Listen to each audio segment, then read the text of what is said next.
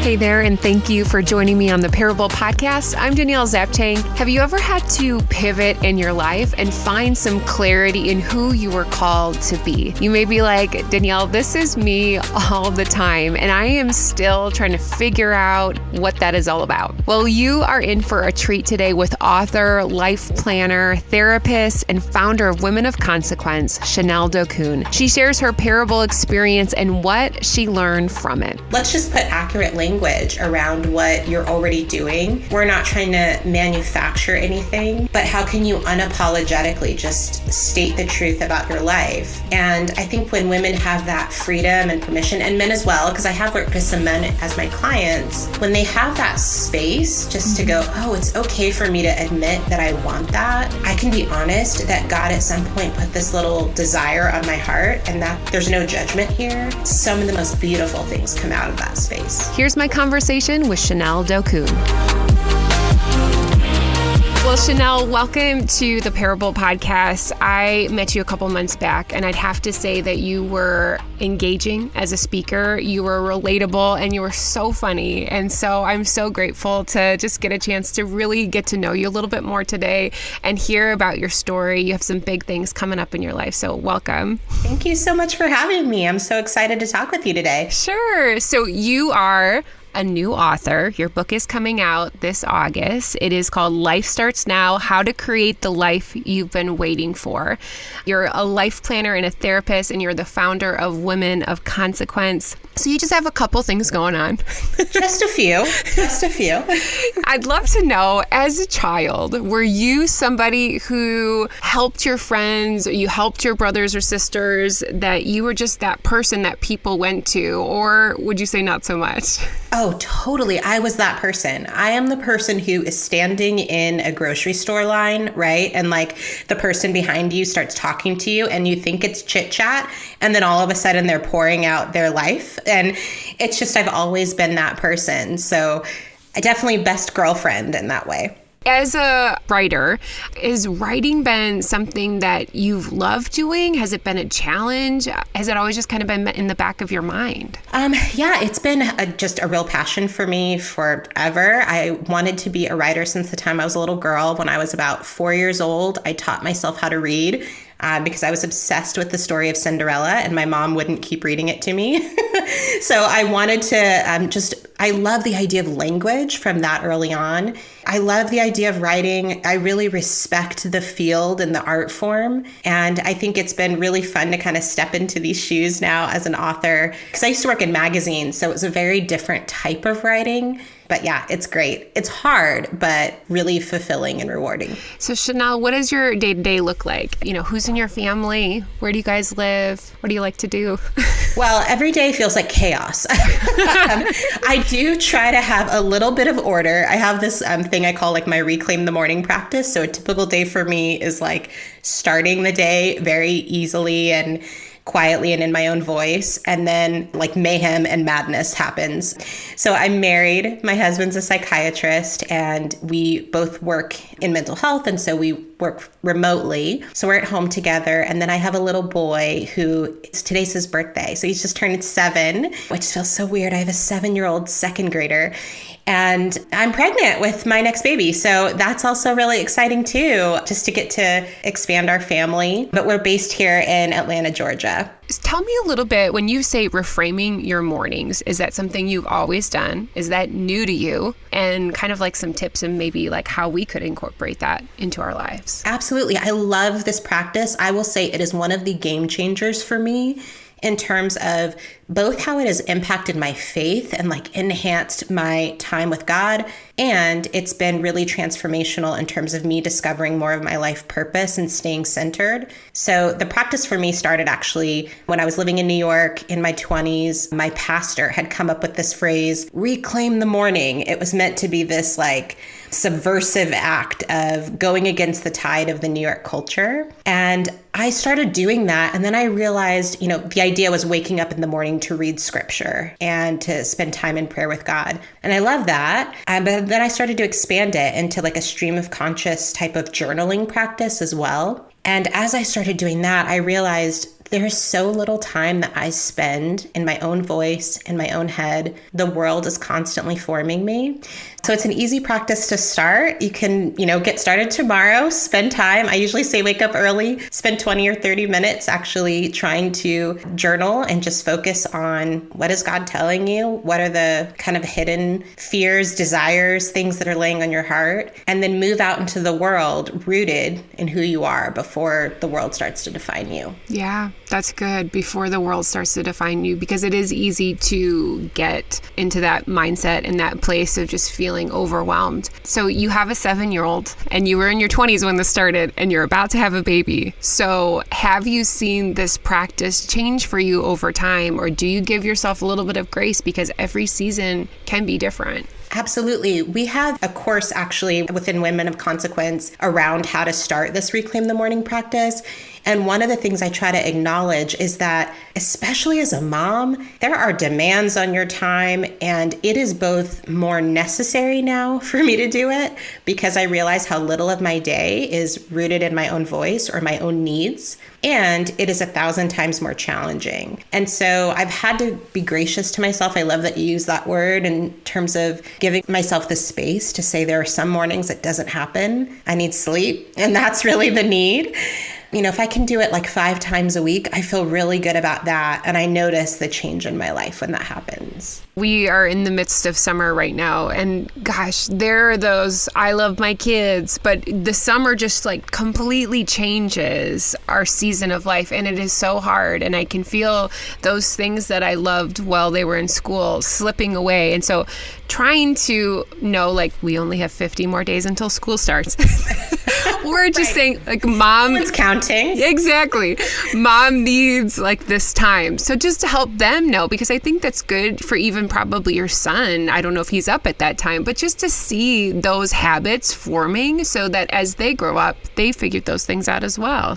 So Chanel, I have a lot of questions about this new book of yours, but before we do that, I think that this is going to like set the stage for why this book is so important. So why don't you go ahead and share with us your parable story? Yes, my parable story goes back to this moment when I was standing in the middle of Rockefeller Center. I was in my 20s. I was working for House Beautiful magazine. This was about 2008, 2009, right when all of the magazines were starting to fall and fold. It was housing crisis. It was like recession big time. No one could get a job. It was a nightmare. And, the internet, no one was reading anymore.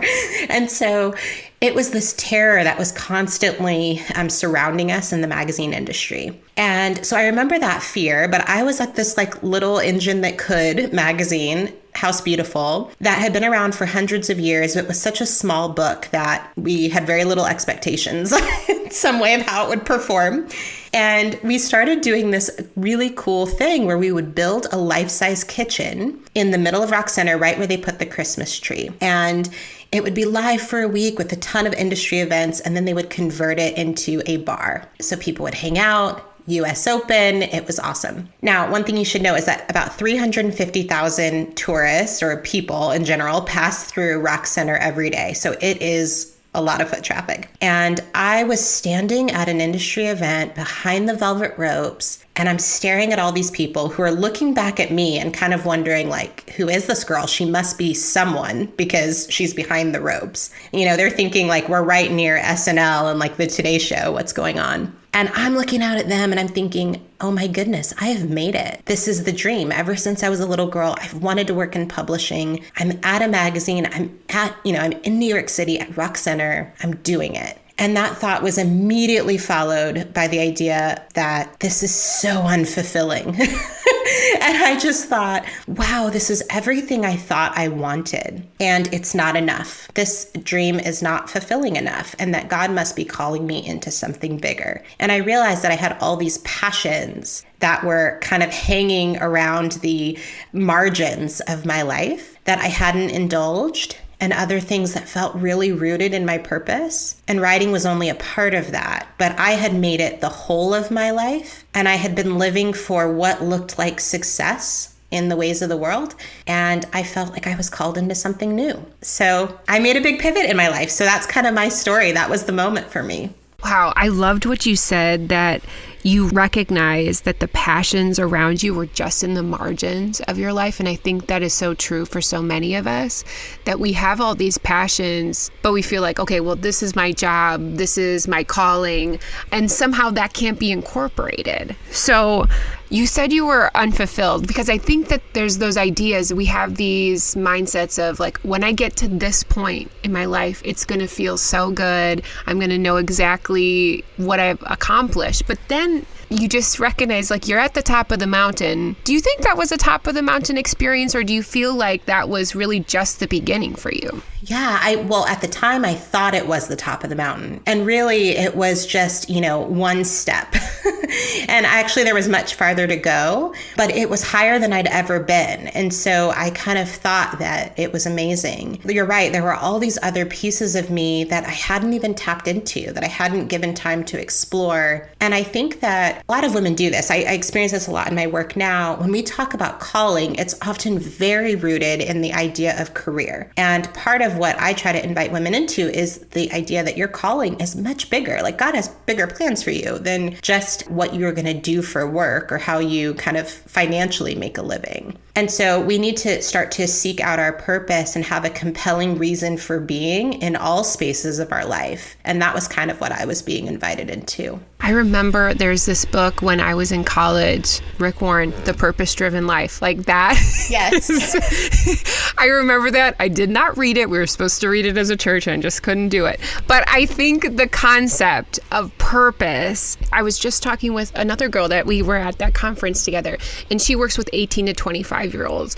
And the 18 to 25-year-olds, they are looking for their purpose, but their parents are kind of talking in this lens of provision. And so it's confusing because you're like, you have to get a job and provide for whoever's in your life. But really that their heart's desire is to recognize that purpose.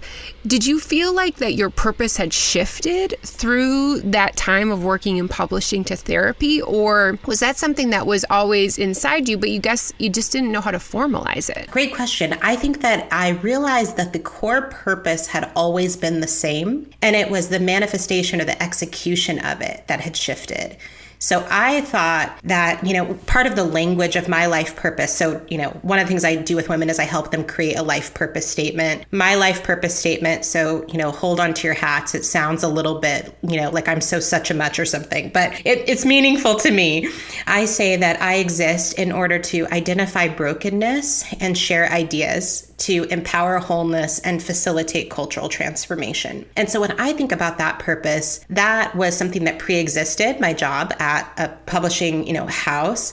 It pre-existed my time as a therapist. It was something that I was always doing. I was always pointing out what doesn't work in life, sharing ideas that could help people to be whole, because I always believe that whole people will change the world. And so that was like the through line. And for a while I thought, oh, that means I'm supposed to be a writer. And then I recognized, oh no, that means something bigger. I can take that purpose into every bucket of my life. How would you encourage anyone to kind of start formulating that purpose? What are just like the basic baby steps to start thinking that and maybe making that life purpose statement? I think some of the first steps are really to recognize that your purpose is bigger than just purely your career. Or I think women also in particular tend to over-index in the relationship space. And so we find our identity in the roles that we play for others. And so that's the starting place. It's kind of like with alcoholism. It's like acknowledging like I have a problem is like the first place, right? And so going like, I think I've limited my purpose and that it's something that's bigger and broader, and I have permission to find value and meaning in other spaces of my life. And then to start evaluating, well, what are some of the talents that I then demonstrate everywhere? How are those things manifest in different spaces? What am I passionate about? And like, how has God uniquely equipped me with certain experiences? And then I always say, looking at your influence and where you've been positioned, like what access do you have? What, unique actions are you able to take that can drive people or, can help the world around you? For you, Chanel, after you kind of figured out that moment in Rockefeller Center that publishing, or at least this place, was not, how did you transition and decide, I want to go into therapy? And what did that look like for you? Yeah, I think on a very practical level, I started making more space for the things that I loved. So I started tuning out a lot of, that's kind of like with the Reclaim the Morning practice. I started tuning out the voices that were telling me that there was one way of success. And I started noticing and honoring, like, what are the things that I do that really excite me and that make me not just excited, but feel like deeply fulfilled. I think the point of talents, where I feel like God is almost like moving through me when I do these things. So I started to notice that. And for me, that came up again and again in the space of helping women with articulating their purpose or what they're meant to do, also helping women with relationships. And so that led me into like, well, how can I do that better? And that drove me to, go get my degree in marriage and family therapy. And I feel like sometimes we want to have the whole plan mapped out. I could have never architected my life to this point, right? But I did follow kind of the, next steps along that path, and one step led to the next. Chanel, you talk a lot about women helping women. Has there been a woman or multiple women in your life that have impacted you to kind of set you on this path for helping others and even writing this book? Wow, that's a great question. I don't know that I've ever kind of thought about the specific women. I will say that there are two women that immediately popped in my mind, aside from my mom. I will say that there was a woman, her name is Michelle Burford, who is an incredible writer. She's been my mentor and has been a ghostwriter. She used to be the ghostwriter for Oprah, right? So it's like she's a little great at what she does. And I think she was inspiring to me because she seemed so fearless and so quick to act. And I think a lot of my life starts now energy comes from her, where she was just like, what's the worst that could happen? Like, get out there, do it, try, fail fast. So I love Michelle. And then the other person that came to mind was a woman, her name is Cindy Chase, and she was my boss when I was in my early 20s. I was a personal assistant for her, and watching her as a mother of 6, and she also ran a nonprofit for her family. She was a missionary kid, and she helped her husband with running this thriving real estate practice. And I think seeing her juggling all these different positions in her life and showing up with such consistency in every sphere of her life really inspired me to be that kind of woman. I think it's in those little small ways. Sometimes they're not like necessarily speaking into your life, but we're just watching. And that is huge for people, of just recognizing gifts and talents and just witnessing their life. I think that's what community is all about, and having those women and men in our life that can help shape us. And I think it draws us closer to Jesus in the same time. So, all right, let's get into this new book, Life Starts Now: How to Create the Life You've Been Waiting For. Very exciting. What was this process like for you? Because I know writing a book, it cannot be easy. Has this been in your brain for a while and it was just like, I can get everything out on paper, or was this a challenge? Well, I'm grateful in this sense for the pandemic because everything shut down. I got my publishing deal in fall of 2020. So it was like immediately then everything was quiet and I had no other competing demands but to sit and write. It has been sitting in my life for a while. One of the things that characterizes this book is that it's not just theory, right? It's not just kind of like your typical self-help drivel, or at least I think it's not typical.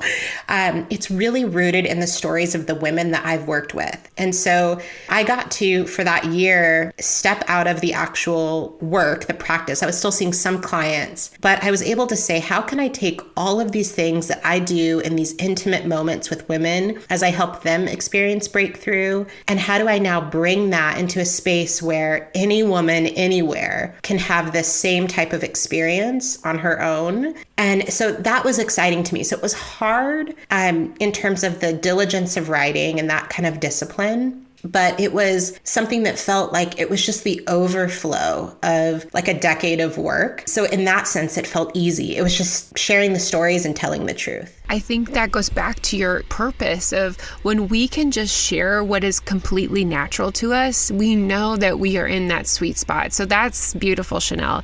This book, I feel like it helps women find the language that they're feeling and thinking, but sometimes that's really difficult for us. Why do you think that's so difficult well for women and men to really find that language? Yeah, I think we edit ourselves so frequently. I have this practice when I'm working with a woman that I always give her an extra beat, because I think so often there's things that we want to say and we filter ourselves. We pause and we stop short of the thing that's really true. And I think we have this flood in our minds of, I'm not supposed to say that. I shouldn't do that. What will people think of me? How will I be perceived if I will say whatever? And so I think that a lot of the work I do is I just go, yeah, like that's what's true, right? Like let's just put accurate language around what you're already doing. We're not trying to manufacture anything, but how can you unapologetically just state the truth about your life? And I think when women have that freedom and permission, and men as well, because I have worked with some men as my clients, when they have that space just to go, oh, it's okay for me to admit that I want that. I can be honest that God at some point put this little desire on my heart, and that there's no judgment here. Some of the most beautiful things come out of that space. Chanel, you're right about that permission part, because I don't know why. I mean, we're all adults.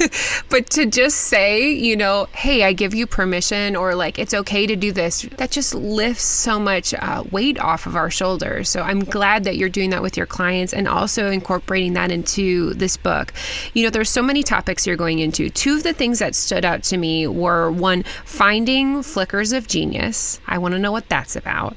And redeeming your life story. Sure. So I love the language of flickers of genius, right? Because I think we all have, it presupposes the idea that we all have genius within us. And I do think that's the place of our talents. Andy Crouch, who is a writer, he wrote a book called Culture Making. He has this beautiful statement about how our calling is the place where grace meets the cross. And I always think of our genius space or our talents being the space of grace, where it feels like it's something we do exceedingly well, and it almost feels like God's moving through us. And I think we get flickers of that. Sometimes we want to put our arms around it entirely, and women feel a lot of guilt. They can't articulate, like, what do I do exceedingly well in the world? I don't know. And I'm like, well, you've had flickers of it. There's moments. So we discover that in a whole host of ways. We have a whole process for that, and like the kind of women of consequence, like growth path. But it's really about, how do you start to identify my strengths, my skills, and again, putting that beautiful language around it that feels really inviting. The redeeming your history. So that is something that I think I've really come to discover. I had a very difficult life growing up, some beautiful parts of that, but definitely some hardships. And I think one of my biggest takeaways for life is that God redeems all things. Like, there is no experience that hasn't been used. And that some of the greatest contributions I'm able to make to the world around me are those spaces in my life that were previously wounds. When those things have had kind of like the balm of faith and hope put over them, those become real sources of strength for me. One of the things I try to ask women to consider, not that I think, we're meant to go through hard things so we can serve other people. I think that can be a trite word that we often give to people, but to truly say you have been through these things. And that wasn't the way it was supposed to be. It's a place of brokenness for sure, but all things can be used for good. And so how can we start to find the good that can now come out of that? What kind of freedom can you experience out of those difficult moments? And that tends to be that kind of hunting for the story of redemption that's, kind of lying there in our stories. Chanel, that's so good.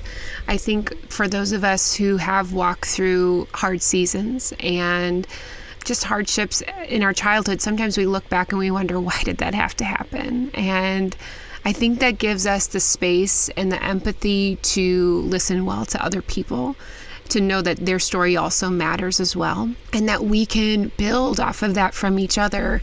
And we can see what you were just saying, that redemption that Jesus gave through our story, like he is going to use all things for good, and either in our own purpose or in somebody else's. And that goes back to like having those women, having those people in our life. And it's just very like circle of life in a sense to me. Yes. You are the founder of Women of Consequence. So what is the difference between a woman of significance and a woman of consequence? Yeah, I think a woman that is a woman of significance, which I know that there's a knee jerk with that to say like, that's what I want. I want a life of significance. And I think it's, we already have that, by the way.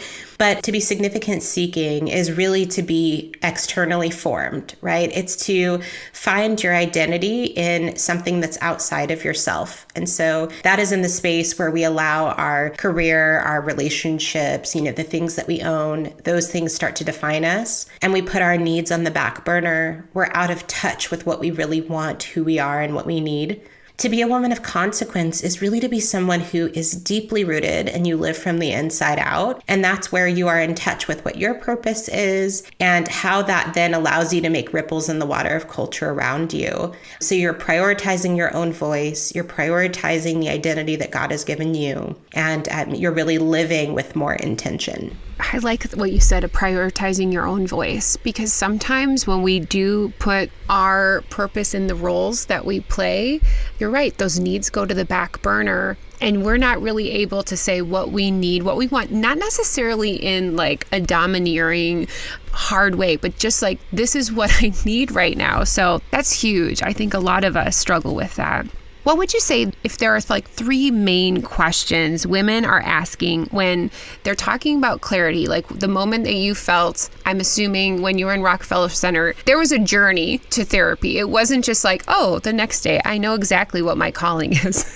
So how can we give context around clarity? What are the questions that we could ask? I think that when we ask about our calling and we want clarity on our purpose, it's there are three kind of sub questions that are embedded in that larger question. And so the first one is really like, who am I? Like, what am I about? What is my life? Who am I? What's my identity? It's really, where am I headed? So what is the direction of my life? And where am I going with this? And then how do I get there? So what's the plan? What are the action steps that I need to take in order to reach that place that I'm meant to actually be in my life? That's good. And I think it's just starting with those questions, knowing that this is not an overnight thing. This is a process. What would you say for people who start that and they want to have this pivot in either a career or a relationship or just maybe just like their life in general? What are the biggest mistakes that women or men usually make in this time? I think one of the biggest things is that they wait, right?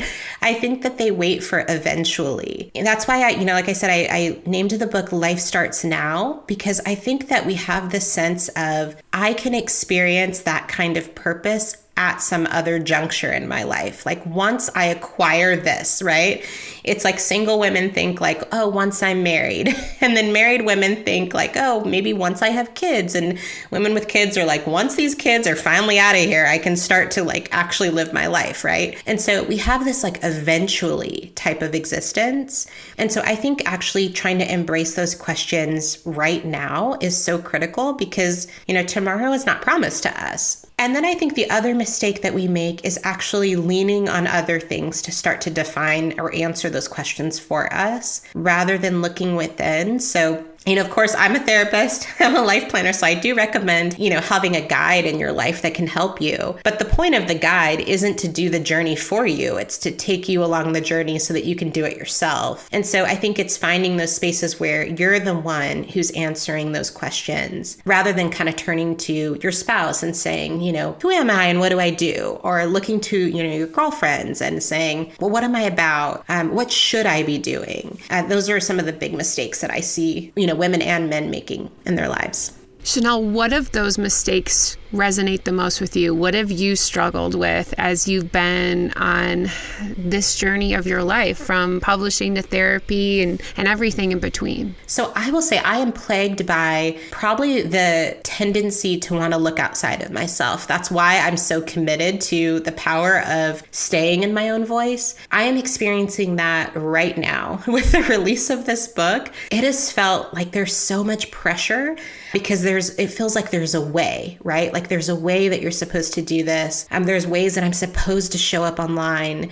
There's constant comparison that I feel to other authors or other people with platforms. And to remind myself that none of that stuff is the reason why I wrote a book. None of that stuff determines whether or not it's good. I wrote this book because literally from the time I was young, I feel like God was saying, like, you're supposed to write. You're supposed to write a book. And specifically in 2020, he was like, now. It's like, now is the time. So I feel like for me, I'm trying to remind myself, no, it's an act of faithfulness with this thing I was called to do. And however it performs, that's actually not about me. And that's not about my calling, right? That's an external significance driven kind of fear or focus. So that's the one that's very real that I'm dealing with that right now. Oh, yeah, I feel that. I feel that the idea of comparison and knowing like, what is that bridge or that highway of like, this is how one does it. But we are all unique and different. And I think God's going to use everything on his timing. And that is so hard, so hard to... Yes. Gosh. Yes, he doesn't send us like calendar invitations for, when our purpose is going to be fulfilled. He's just like, hey, just go along for the ride. Just saying, Jesus, if you do want to send a calendar invite or a list, I'm down. Yes. It's super helpful for me. Chanel, what would you say is your dream or your hope for those people that read this book? I hope that women can walk away with it and really become forces in the world where they don't feel inhibited by really anything, where they're able to show up as their full selves and all the different spheres to which they've been called. And I really hope that women can start to live more like unapologetically. I think we're often sorry and we play small. We don't take up enough space, or we devalue the spaces that we do own. And so that's my hope, is that, yes, that we can experience personal and individual fulfillment, that would increase for women, but also that we would just be really forces in culture that would change things because we're living out the truth of our identity. Chanel, thank you so much for just being relatable. Like, I just feel like I could talk to you all day. So I hope that comes across in your book and to the listeners today, because it's really special. It is a gift that you can, like what you're saying, you can talk to people in the grocery store and like, let's just do life together. And I love that quality about you. And I'm just so glad that God has gifted you with that. If people wanted to learn more about Life Starts Now, how to create the life you've been waiting for, where can they find that? How can they connect with you? Yeah, so definitely head to my website, ChanelDokun.com. It's Dokun is the last name. And I would love for you to, you can purchase the book there, of course. Also, we have a community so that people can be a part of that and actually get some coaching and support as they try to implement the things that are in the book. Luckily, as women, we're not alone. We get to do it all together. So that's a really fun space to be. Well, all the best to you, Chanel. This was a great chat, and I'm just excited for what is to come, and good luck with that baby too. Thank you. What I love about Chanel's work is helping others find language for what they are feeling and thinking. And I think this can be very difficult for many of us. So if you want to get unstuck and start really living, Chanel's new book, Life Starts Now, How to Create the Life You've Been Waiting For, is available. And if Chanel's story also impacted you, all of her info about how you can contact her and the book will be linked in the show notes at daniellezapchenk.com. For those of you that really want to dive into a time of reflection, here are 2 takeaway questions. Number 1, just take a moment to sit down and write out and think about that language that is surrounding your current state of life. If you are frustrated, why is that? If you are apprehensive or scared, why? Just like Chanel said, that can be really difficult for us to try to work through that. So just take a moment to do that. Number 2, is there an area of your life that you are feeling like it's time for a pivot? If so, what is one action step that you can write down, you can journal about it right now, and take a start in that direction? Thank you so much for listening. Come follow me on Instagram or Facebook. That's at Danielle Zapchenk. That's Zapchenk. And I would love it if you would subscribe to the show wherever you listen to podcasts, whether on Apple, Spotify, or even on YouTube, and leave a rating or review. It really helps others. Thank you so much to my technical producer of a husband, and editing this podcast. You're not our most traditional guy, but clearly something you are doing is right. And I need to get a sense of what that is. That'll do it for today. I'm grateful for you choosing to spend time with me. Remember, your parable showcases the purpose God has called you to. We'll see you back again next week on the Parable Podcast.